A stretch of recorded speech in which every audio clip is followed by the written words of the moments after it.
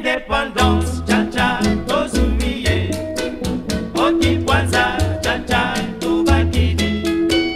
Au table ronde, cha-cha, bagagné. Oni panda, cha-cha, tozumiye.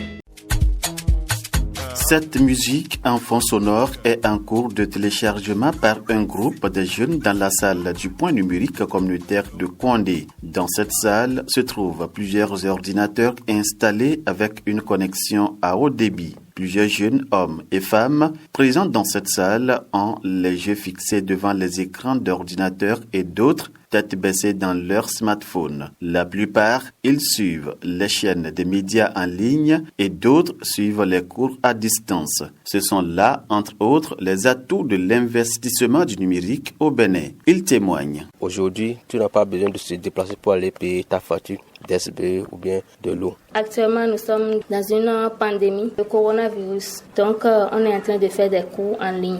Aujourd'hui, tu fais ton dépôt dans une commune ou bien dans un pays, tu traverses. De l'autre côté, tu vas, tu fais le retrait, tu fais tes achats. Avec le numérique, nous arrivons à suivre les internautes. Nous arrivons à suivre des matchs.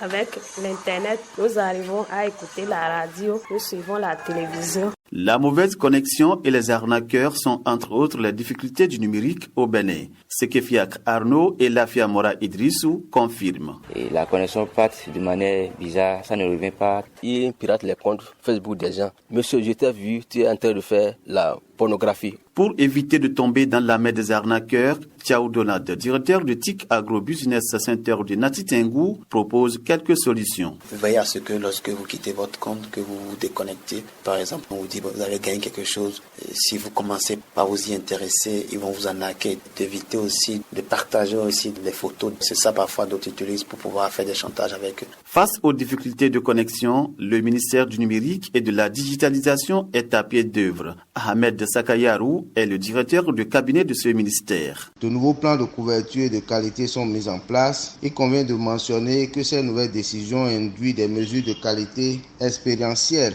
Les consommateurs par l'ARCEP Bénin, c'est l'autorité de régulation des communications électroniques de la Poste, en complément des autres mesures de qualité de service basées sur les performances techniques des réseaux. L'ARCEP et le gouvernement veilleront au respect de ces décisions pour que la couverture intégrale du territoire soit une réalité. La question de connectivité à l'Internet tient beaucoup à cœur le gouvernement et beaucoup d'efforts sont déjà consentis. L'avènement du numérique nécessite également un changement d'habitude, ajoute Wilfried Adon, spécialiste en communication du projet d'appui aux communes et communautés pour l'expansion des services sociaux Access, projet financé par la Banque mondiale. Il y a une nécessité de changer les habitudes de travail, acquérir des équipements qui permettent cette mutation vers le numérique. Eu égard à tout ce qui précède, l'investissement du numérique au Bénin a révolutionné plusieurs secteurs pour le bonheur des populations. Reportage signé Issa Gobi.